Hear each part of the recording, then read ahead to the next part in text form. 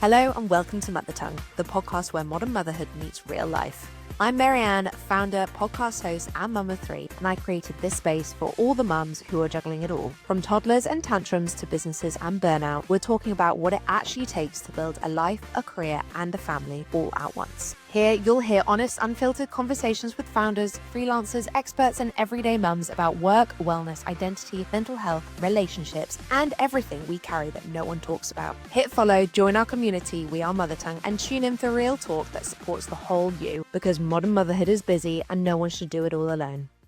We are so incredibly excited to welcome Natasha Mahtani to Mother Tongue. Natasha, how are you? I'm good. Thanks for having me. Thank you for coming to our lovely little home studio, which we've used quite a lot recently, actually. I kind of like it in here because I can at least set the temperature. I'm not freezing. Anyway, we're going to start with you.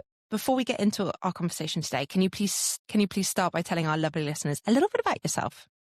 Yeah, of course. So I was just saying to you that this is my 8th country. So I moved to Dubai 18 months ago, and I am a relationship and divorce coach, but also a financial well-being mentor.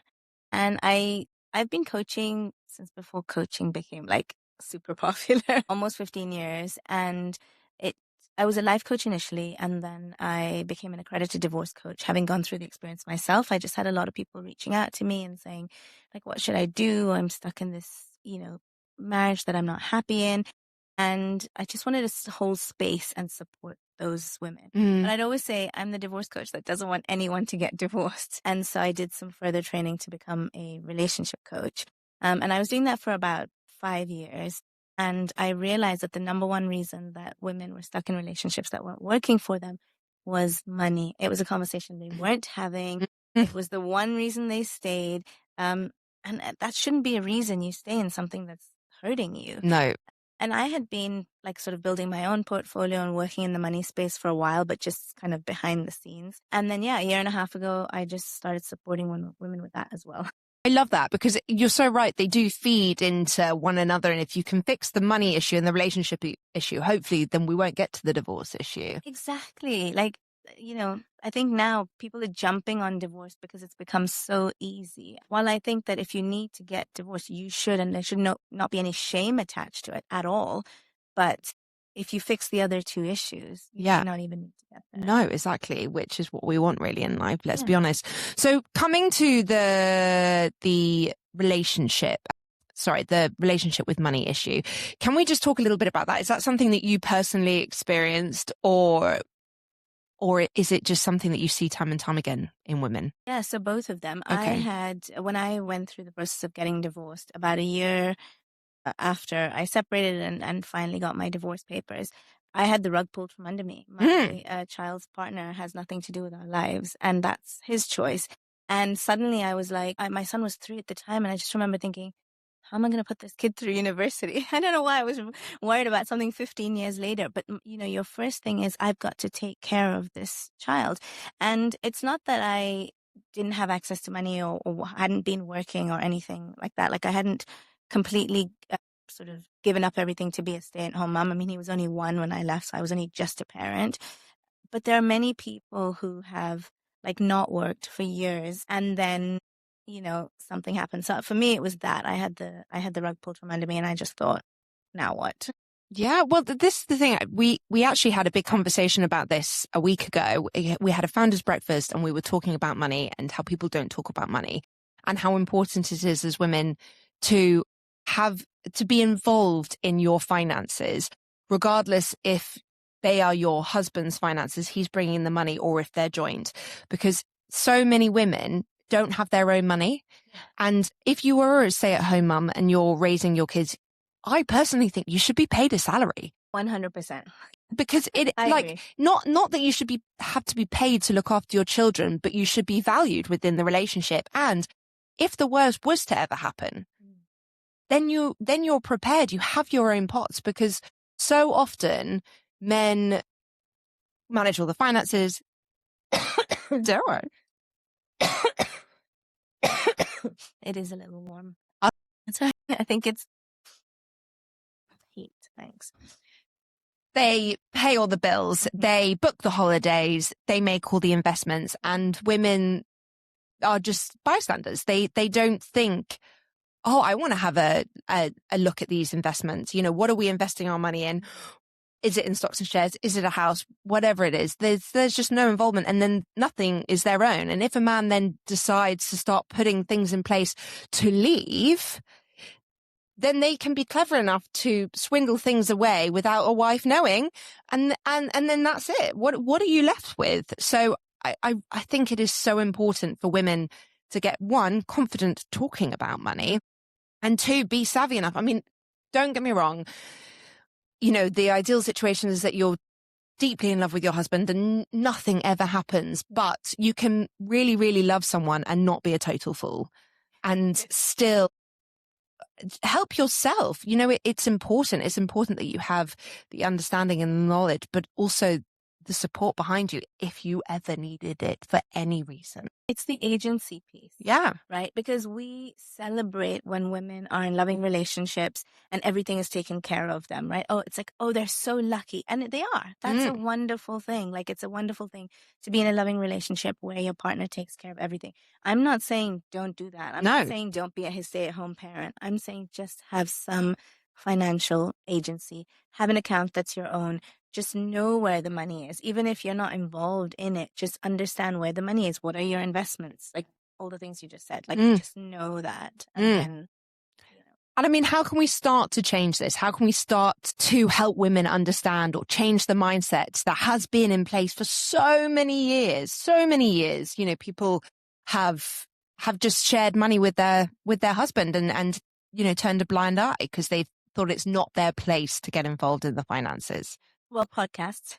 That's why I love doing podcasts, because every time I do them, I'll have people who message me on Instagram and be like, I didn't even think about that. Thanks for saying that. I think that's a big way. Obviously, Instagram and social media, there are so many people now, so many women talking about it. So things are starting to shift and starting to change. But the underlying thing in relationships isn't so much now that women can't have the conversation. There's almost like a psychology underneath it with regards to how they see money and what they saw growing up or what they saw their parents do. That kind of stops them from having a conversation about money. So I had a client once, and she was top of her game, like global brand director of a big hotel group in Asia. And her husband had kind of started working for a hedge fund. So he'd not working for a hedge fund, set up his own hedge fund. So he was doing his thing, and it had been 3 to 5 years and he hadn't withdrawn any money from it. He just kept putting everything back into it, which means she was taking care of everything. They'd been married for 15 years. She had 3 children. She couldn't have a conversation with her husband about money. Yeah. And it just came down to the fact that, she was South Asian. She'd grown up in a household where girls just didn't talk about it. So even though now she was, global director, she couldn't have a conversation about money with her partner. And I think it's that piece that we need to talk about. So how do we break that down? How did you approach that situation so that she felt comfortable starting that conversation? Yeah, so we looked at what is it that was stopping her from having that conversation with her partner. What is it that she thought, what were some of her beliefs? What is it that she thought her role in the marriage was? Where was the point that she stopped when it came to talking about money? What was she afraid of? Because we're all validated by certain things, right? And so many of us, especially in relationships, have our sense of self and our self-worth pegged to how the other person perceives us. So if we believe that we're going to have a conversation that's going to annoy the other person, undermine the other person, emasculate the other person, or just have them feel bad, we think it's then going to change how they feel about us. And no one wants to feel less loved or less validated. For sure, for sure. So can you give us some examples of soft sentences that we might be able to broach the conversation with? Yeah. So it could just be starting with, hey, I was going through our bank statements, what are these things? Or, hey, I saw someone on Instagram and she mentioned, investing in this. Should we look at it together? It's not, there's no, accusations here. No. Sometimes I feel like when I tell women about, money, talk about money, they get a bit defensive. And it's like, no, but I trust my husband. I'm like, of course you trust your husband. That's great. That's amazing. But you can just have some agency over it. You can trust them. and be a part of it. It's not an and or situation. Absolutely not. And at the end of the day, we are adults. It's really wonderful that you trust your husband, but you still need to be an adult, really, and your own person. Like, what were you before you had him? Like, you had all these things, which you then just gave up when you got married. Like, I just think, in a way, it's so backwards. And I mean, I'm quite the other way, and I think I need to probably be more collaborative in a sense with my husband. But, we don't even have a joint bank account. We own our house together, but we don't have, we basically pay separately for everything. We put everything onto an app which divides up who's spent what each month. The person who's spent more pays the other person. So basically everything is split. It's quite backward. It kind of feels like we're still like dating, not actually married with 3 children. We have our own investments. Apart from the house, we don't have any shared investments at all. We have our own savings accounts, own stock portfolios. Everything is totally separate. And I mean, I struggle the other way. I trust my husband completely. He's a wonderful man and extremely kind. And I genuinely believe, I don't think he'd ever consider running away. But I like having my own finances. I like to be fully aware of what is going on. I mean, we have a gambling account together, and he gamble, like, I mean, when I say gambling account, it's like £2 each way. There's probably like 50 quid in the account. But even then he's like, I'm just going to put 50p on this or a quid here. And I'm like, this is what you do if we shared money. Like, you just, but I think this is good. Whereas I'm quite the other way. Like, I will invest in stocks and shares, and I'll leave them and forget they even exist. Good to hear, by the way. Yeah, well, I don't follow it at all, which is bad. I just kind of like, it will sit there over time. It will vest interest. It will be fine. It like, compounds. Exactly. Let's move on to people who are going through a separation right now or thinking about leaving their husband. What practical first steps can they take financially to make sure that they are secure? Yeah. So if they are, and sorry, just to say one point to what you just said, even if we move divorce off the table, people don't see death coming. And so it's not just, I just thought it's not just divorce, it's death as well. Like, we don't see it coming. We pray it doesn't happen. But if it happens and you don't have financial agency, there's that piece. For sure. There's that piece too.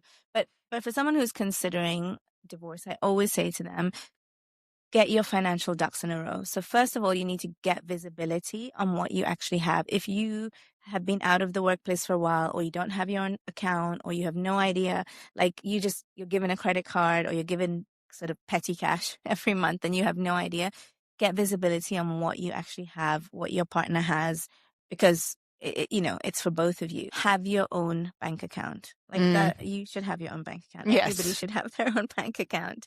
And then speak to a good divorce lawyer. Speak to a good family lawyer, because you don't need to speak to a lawyer. You don't need to be getting divorced to speak to a lawyer. You're just getting advice. And then the other thing, which a lot of people don't tell women, but I mean, I will say it, is pick the 3 best lawyers in your city and speak to them, because it creates conflict of interest.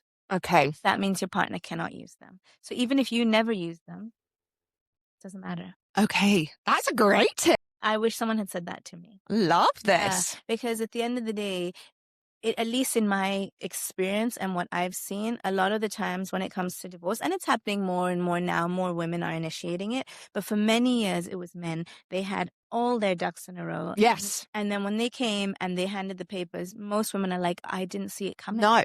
I didn't see it coming. And you can see it on groups you're in here, like Facebook groups. There will be people who write, like, he came home one day, picked up his stuff and left. And she was like, what? Yeah. And so I just think, just be prepared, right? You wouldn't, like, we prepare for everything. I know.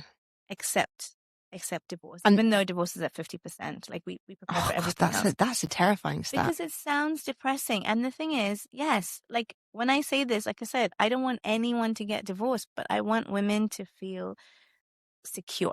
Yeah. And I think you're more secure in your relationship when you prepare for divorce, if that makes sense. Absolutely. And I think that is really why women need to have visibility over everything, because this is what, I'm sorry to paint a really bad picture of men, but they do. If they're like, right, this is an exit I want to make, they strategize it to their advantage.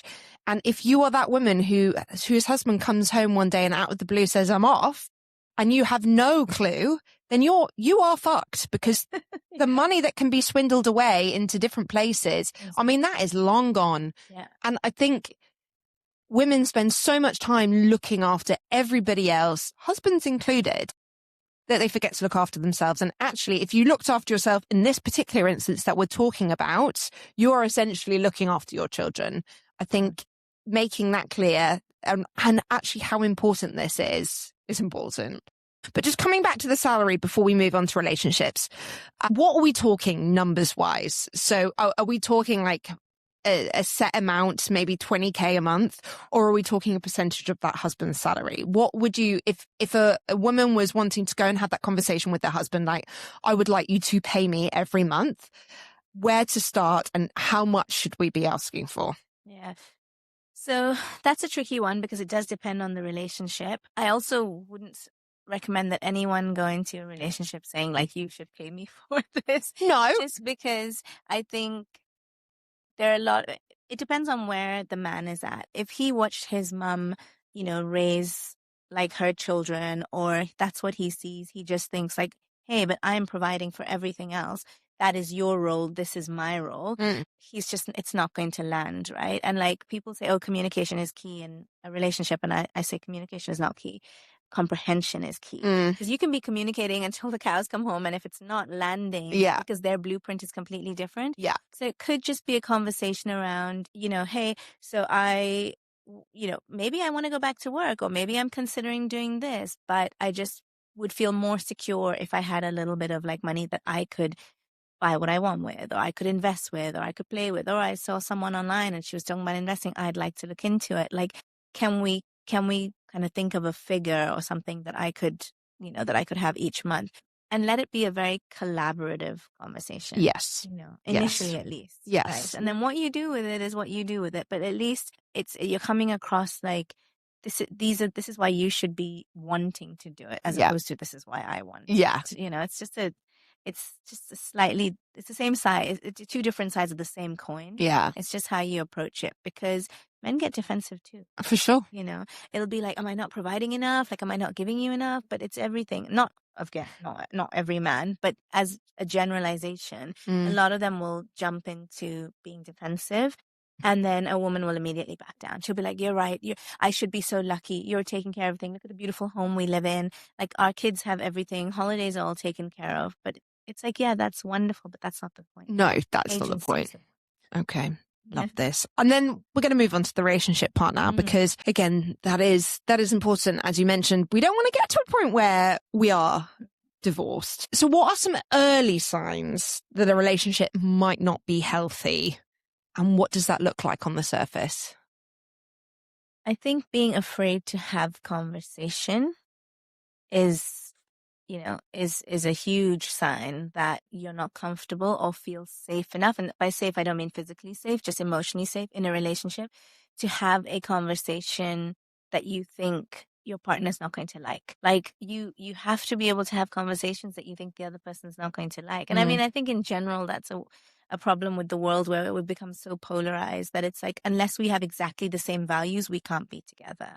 And I don't think that's the case. Like, whatever happened to like agreeing to disagree? Yeah, for sure. Or just being able to say, cool, I respect that you have that opinion and I have this opinion. We can still, be happy. So I think when someone is afraid and says, oh, I can't have that conversation with him or her, or, they're going to get angry, to me, that's a sign that there's something much deeper here, because we should be able to have the conversations with the people that we love, the people that we're raising a family with, the person we claim that we're going to spend the rest of our life with. Yeah, 100%. To be able to have conversations. Yeah. And the more you brush things under the carpet, I always say to people, you brush it under the carpet now, it's one small thing. You keep brushing it, you are going to trip up on that mountain that you've built under your carpet. Absolutely. It always comes back. Yeah.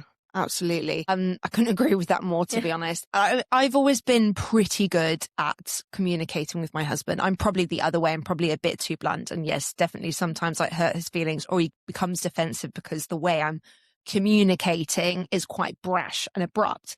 I've really tried to work on that over the years, and also to pick my battles. So there are some things that are super, super important to me and I will not back down on them.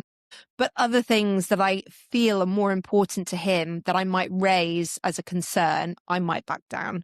So I also think being able to pick your battles and read the room, which is a skill that's taken 3 children. I mean, and every single time we've had a child, we have gone through this more rocky period where everyone is sleep deprived, stress. When I have children, my hormones go all over the place, and I'm also a bit of a, not loose cannon, but I'm very sensitive, let's say that. But I feel like every time we go through those periods and we really work through them in terms of trying to keep that communication channel alive, we come out the other end in such a better place. And comprehension, as you mentioned, is definitely key. And I've never thought about it like that. But that's also really understanding another person and getting to know them on every single level, not just the surface level. Exactly. And everyone comes to the relationship with their own blueprint. And For then sure. we're trying to like put one on top of the other and expect it to like, yeah, I think also compassion, having compassion in a relationship is everything, but like all the C's, communication, compassion,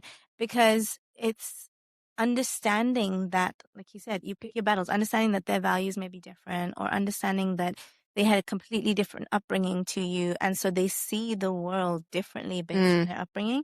And I think when we can just kind of have a little bit of compassion for our partner, as opposed to, why do you see it that way when this is important? They see it that way because that is their version of the world. Yeah. And I personally don't think us as women or people in general should go out with an aim to change someone's blueprint, because people are who they are. And I fully respect that. However, this is the only time where I maybe don't respect it as much. And again, another one of my huge pet peeves. So many people I know are in relationships where their husbands, again, probably the breadwinners, they are working, but maybe not, in a corporate job, or they're not making as much. They're still working though. Maybe they work for themselves. Maybe they have a little bit of a side hustle and they stay at home as well. But when it comes to the home, they're not parenting 50-50. And maybe that's because traditionally, the husband has been brought up in a household where the mum stays at home, cooks, cleans, does everything, and the husband goes out to work, and that's what he thinks is right. But it boils my blood that we're in this day and age, we are not splitting the parenting 50-50. That's not to say that you need to change every nappy 50-50. I fully respect that some jobs are more female tilted versus other jobs are more male tilted. But I think that it is unfair that women should be expected to carry every single element of the mental load that it comes on parenting and running a household. How can we change that? Because that is a part of the blueprint that I don't think should necessarily stick. Yeah, I wholeheartedly agree. And I'm so glad you brought that up, because it is such a huge thing. I always say to women I work with, especially if they have a corporate role outside, I'm like, you have 2 jobs. You need to know you have 2 jobs, because the job that you have at home is a full-time role. I think the people that need to change their minds around this are women themselves. Interesting. And how can we do that? What do we need to do? I think a big part of it is actually understanding what your role is as a mother. So say, I remember I had another client, and her husband was a lawyer. And so, he went out to work, and she was running a business, but she was running a business from home. And her thing was, but he goes out there and he's so busy and he's so stressed. And so I need to manage all of this stuff at home. So I was like, let's think about what you do at home. So we made a list, and it's everything from like, is that water bottle, because she was living in the UK, so she didn't have full-time help, as we're lucky enough, most people are lucky enough to have in Dubai. But it was like, is that water bottle washed? Which uniform do they need to wear today? Are there a PE, kind of kit packed? Have you made something for World Book Day? Have you signed the book? Have you signed their book form? Have you made their packed lunch? Have you bought their favorite yogurt? Have you bought a birthday present for this Saturday? Have you written the card? Have you thought about, it's endless. And I said to, your husband goes to work, does his job, and comes back. And I'm not for one second saying that that's not like, there's no kind of credit where credit is due for that. But I was like, he has maybe 3 tabs open. You have 65 tabs open. And it takes so much more bandwidth as such to do that. And so let's kind of honor what it is that you're doing. And like I said, she was also running a business, but because she was running it from home, because it was like a small business and he went out and had this like quote unquote stressful job, she was putting that pressure on herself. And I see that time and time again with women. Oh no, he's going out. Oh, he's had a really hard day at work. Or, I'm like, you've had a hard day too. So I think they need to change their minds about the value around the role of a stay-at-home parent within the relationship. So if let's remove everything we see as like things. So like his job, the money, the role she has, and look at it as energy. So everything is energy. And you just think, I'm giving 5 credits to this and I'm giving 7 credits to this and he's giving 3 credits to that. Where is the imbalance of energy? I would say look at it like that, because then you'll start to see that you are depleted because you are giving so much of yourself and you're not getting what it is that you need back. Now, what it is you need back could be your partner doing bedtime or bath time or stepping into, do the World Book Day costume, like whatever it is. It's never going to be 50-50. Some days one person might need more and other days someone else might need more. But even if you can have the conversations so that they are aware that they need to be helping you with it, they need to be doing it. And also delegating. I think just being like, hey, can you go to the toy shop, ask the person there what's a good gift for a 6-year-old girl or 8-year-old boy? Or, if you don't want to do that, be like, here is a picture of it. Can you go to the shop or can you order it? Delegate. Yeah. Right? Delegate. Yeah. And that is very important. But I have 2 things that I know women come up against when it comes to that delegating. One, being called a nag. Don't stop nagging me to do this. Stop nagging me to do that. I mean, for years we had that. And I'm like, I'm not nagging you. I'm asking you to do something. Go and do it. Write it down. Don't forget. Don't turn me into a nag. But we had that for a long time because I think for a long time, the boundaries were clear on what was his area that he was in charge of, he was managing, and what was mine. And now we've split it because I feel like men sometimes need that. It needs to be crystal clear. Yeah. This is in your box. You go and do that. Yeah. And if you don't, then it's a disappointed child. I also think women especially don't let men do the jobs that they've assigned them to do because they don't think they will do them properly. And if they fail at doing it one time, they then complain about it and then never let them do it again. And I do think it is not impossible. It is important to understand that men will have their own processes of doing it, but you got to let them do it. Yeah. You can't mother them. Yeah. You just got to let them go. And if it's not perfect, it's fine. Yeah. It's life. Yeah. It's not the end of the world. Exactly. We're all going to live. And it comes back to the self-worth piece, because if you get him to do it and he does it wrong and you show up at a birthday party and say it's the wrong thing or whatever, 9 out of 10 times, the woman will think it wasn't done right, and therefore this person that I've given the gift to or whatever it is going to perceive me as a bad mom. Yeah. Because I didn't do it. And you know what? I was at a birthday party, I think it was last year in September, and it was in soft play, and a little boy got hurt. His dad was there, okay? It was a Saturday. He got hurt. It was very quick. They picked him up. His dad ran out, and there was a lady who stood beside me, who works, by the way, who turned around and was like, where's his mom? Rolled her eyes and said, she's working on a Saturday. I know. It took everything for me to just put my hands down. And I was like, well, his dad's here. And I just walked off because... My God. I was like, you are a working woman. Oh you God. Travel for work. And your first response was like, where's his mom? Like, his dad is here. Yeah, exactly. And he got hurt. And so, sometimes, and this is not me for one second trying to blame women or anything, but I just think it's very easy to say, he's not doing this and he's not doing that. And we need to think about where we are also not allowing him to do that. Yes. So really easy hack that you can do on a Sunday evening is sit down with your partner, 10 minutes, have like a whiteboard in your kitchen or whatever, and you draw up everything that needs to be done this week. And you literally take a pen each and you're like, can you circle what you're able to do this week? I'll circle what I'm able to do. It's giving him agency to be like, and then it's up there on the board. And every time he comes in to make himself a cup of tea or get a glass of water or whatever, he can see that he needs to do it. And like you said, you can't be nagging, because then we're just going around this cycle. Absolutely. And he's going to be like, well, then you do it, and then she's going to go back and do it. There's a lot of unlearning Yeah. needs to happen. Absolutely. Yeah. Another thing that we do, and I mean, look, the roles are still not split 50-50, but my husband has become very good at becoming very aware where I'm getting frustrated and resentful, and he'll read the room and then take on more, or he'll give me like an afternoon on the weekend where he'll take the kids out and give me some time, which is great. A skill that's taken a few years for him to learn, but still, we got there. But he now has his own responsibilities. So, for example, healthcare is his thing. If a child is sick, then it is on him to book the doctor's appointment, to take said child to the doctors, to organize the prescription, to make sure the child gets the medication every morning. It's very black and white. It's on him. That is his task. How he manages that, who he asks to do it, is on. Yeah. That is, it's not my area of expertise. He also, by and large, does bedtime every night because he doesn't spend that much time with the kids in the afternoon. Yeah. And so every night, unless he's traveling, he does bedtime. He reads the stories, he gets the kids ready, he puts them into bed. That's him. Yeah. I don't get involved. It's not a two-man job. Yeah. I don't need to be there. Yeah. It's amazing. Yeah.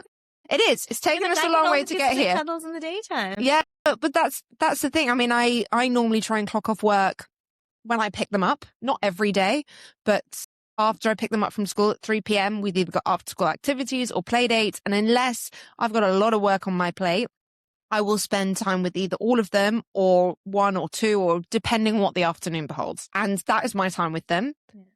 Yeah. By the time it gets to 6:15, when he gets home, 6:30, I want to go back to work. I've seen my emails stack up. I'm ready to go back and just have some different type of concentration. Yeah. Because I'm normally a bit touched out on that side. And I know my brain well enough that when I get to that, I need to go and split on something else.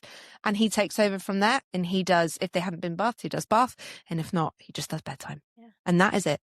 And I love that, because if the roles were reversed and, a woman was doing that every night, we wouldn't even bat an eyelid. No. I think sometimes we think of them as like men and women, and how about we just look at people as parents? So it's like their parent put them to bed. Yeah.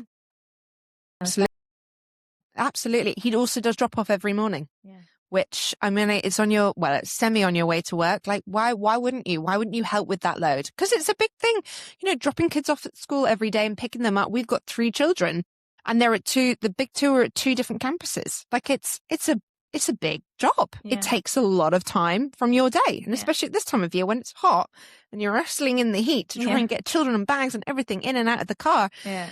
Why wouldn't you split that if you could, regardless of what else you have to do with your day? I just think it is really important for us to co-parent. We're not in the day and age where parenting needs to be a solo thing anymore. And also the time you get to spend with your kids when you're in the car, like exactly. They love to chat, and there's so much they have to say. And so, yeah, it's great. No, I agree. I totally agree. I now want to talk about rebuilding and independence post-divorce. So divorce can be really messy. Before we touch upon the rebuilding side of things, do you have any advice for women who are going through divorce on how to make the process as simple and straightforward and unmessy as possible? Yeah, well, it's 2 people, right? So there's only so much you can do. But I would say, I mean, my instinct would be to say, get yourself a divorce coach, because they can be objective in a way that friends can't, and they can help you process your feelings. People spend so much money on lawyers. Like in the UK, you have lawyers that will charge anywhere from like £350 plus VAT to £1,500 plus VAT per hour. Oh my God. Okay? I work with a lot of family lawyers in the UK, and they'll always say to me, I don't want to hear the emotional side. I just want to do my job. Also, because lawyers become their everything, they tell them everything. And every time they can't regulate their nervous system, they'll just send them emails.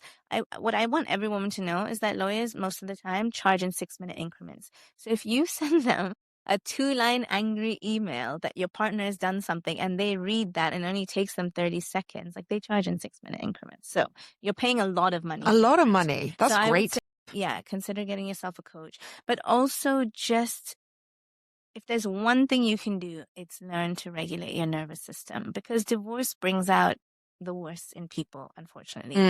your partner, if it's a messy divorce, will say whatever they need to say, and this is for both men and women, will say whatever they need to say to really get under your skin. And if you are constantly reacting instead of responding, it's going to make the whole process that much harder. I'm not for a second saying take things lying down or be the bigger person. No, you've got to fight for your rights and what you deserve. But if you can just regulate your nervous system, it will change your response to everything that they throw at you. And actually, people expect you to be angry and expect you to be mad. And if you're not, I think it makes them angrier. Yeah. At least I've seen that. It makes them angrier because they just can't get under your skin. Exactly. And so it's just protecting your energy. That's what it comes down to. That's the most important thing in a messy divorce. And then it just comes back down to the finances. A lot of people, again, throw money at a situation because they think that's the only way it can be handled. When I got divorced, it was in the UK. And so I got a lawyer to do all the first bits of things because, I didn't know what I was doing. This was a long time ago. And then after that, I was like, I can do everything she's doing. And so I represented myself. And there's so much support. So I'm not saying don't have a lawyer, but just know that, again, in the same, we come back to the same thing. Don't outsource everything to someone you think knows better than you. So in a relationship, you outsource the investing or the finance to your partner because you think they know better. In the divorce, you outsource everything to the lawyer because you think they know better. Yeah. Do a little bit of your own research. It's all there. In fact, it's easier now than it was 13 years ago because you've got, AI and everything to help you. I'm not saying you should trust everything it says, but it can still do a lot of research for you that you can then be like, hey, I heard about this, can you, because lawyers are not God. Yeah. They might not want to hear that, but no, it is not. So if someone's in a messy divorce, just take that. It's that agency, take that responsibility to, help the situation to do the best that you can alongside your lawyer. And do you need to have a lawyer? I mean, obviously you mentioned that you didn't, but let's say you and your husband are divorcing more amicably. Can you divorce without getting lawyers involved to discuss who gets what, essentially? Yeah, you can do it with a mediator. Okay. So you can get a mediator. I would still say have a lawyer or seek the help of a lawyer because, again, it can be as amicable can be until it's not. Yes. And so you're just kind of putting a large safety net under you. So yeah, like I said, I represented myself later, but in the initial months for everything, I had a lawyer because they just know what to do. Exactly. It was after that, when I had to go to court or whatever, I just realized I was like, but I know everything she's saying or he's saying is what I'm telling them. And so let me just do it myself here. Yeah. And it actually worked better. And the judge. And how long does the process take, really, for it divorce? Depends on how long it can be, how long they drag it out. Some people can go through the process for 2 or 3 years. It just comes down to how they want to separate finance and contact. They now have, again, it's different here in the UAE than it is in the UK. In the UK, they have no fault divorce. So it can literally be done in a few months. Okay. It just depends on how quickly you get your finances sorted. order. So that's the biggest bolt of it. Well, finances and contact, but they're treated as two separate things. Okay. So they don't say, oh, you're giving this, or this is the finance, and therefore you have this contact. They're completely separate. And so, yeah, it comes down to the finances. It comes back to the thing of, if you know where the finances are and you understand what it is, it's much easier to be like, well, I know there's this, so let's just talk about this. Yeah. Whereas if you don't know anything, then your partner can file anything they want. And it's like, do you really want to go through the process of either getting a private investigator or getting your lawyer to dig deeper? It's expensive. Yeah. And all you need to do is just make sure that you're aware of it before. Absolutely. It seems so easy when you say it. It seems so easy. And that's why I say it always comes down to the psychology, how you feel about the money, because actually money should just be a very easy conversation to have. But it's not, because we're linking it to our sense of worth. So interesting. Now, post-relationship, obviously we're talking from a woman's perspective here. Confidence can be really hit, especially if the rug has been pulled out from underneath them. How can women start rebuilding a sense of self or their life, really, if something like this happens? So it does take time. divorce is only second to death in terms of like, the grief cycle. And you go through the same cycle of grief when when you experience divorce as you do when you lose someone, because essentially you are losing someone, except they're still here. Yeah. And so, little things, I think it's about building self-trust again, because it's very easy to be like, why didn't I see it? Like, where did I go wrong? What happened? And like blaming yourself. I would also say after, I don't know, say the first month or two when you've, cried and talked to everyone about it, stop talking to people about it. Yeah. Because we are essentially like re-traumatizing ourselves every time we talk about it. And then if we talk to people who are also as angry, sometimes friends are angrier than we are. Like I remember for years, I had a friend who every time she saw like a picture online or something would send it to me and get really angry. And after a while I had to be like, I'm good. Can you just... Yeah. We're fine here. We're fine here. Can you stop sending this to me? Because she was so angry at the situation. And so you want friends who can be objective. You want friends who, are kind, but also not ones that are going to sit there, for months on end with you and just be like, yeah, this person's like that and that person, like you need that initially because you need to express yourself. It's really important. But at some point, you don't want to keep putting your body back into that kind of fight or flight where you're like, this is what I'm experiencing. And you feel it in your body. It's like, as you're talking about it, your whole system just kind of like pushes up and you feel, unregulated. And I think a big part of it is just building self-trust and not constantly engaging in, and I hate to say this, but not constantly engaging in being a victim. Yeah. I'm not saying don't do it for a while. I probably did it for like a year where I was like, that's unfair.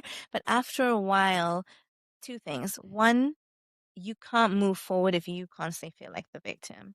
And two, people will meet you where you're at.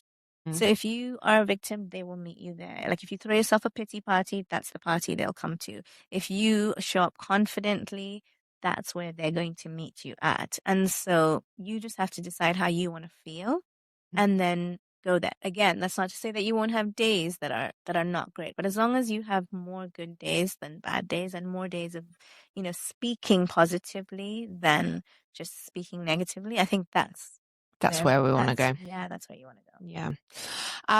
And dating after divorce. Is this, can we reframe our thinking of trying to find a better match maybe so we're not in that situation again? Yeah, so I think it comes down to being self-reflective.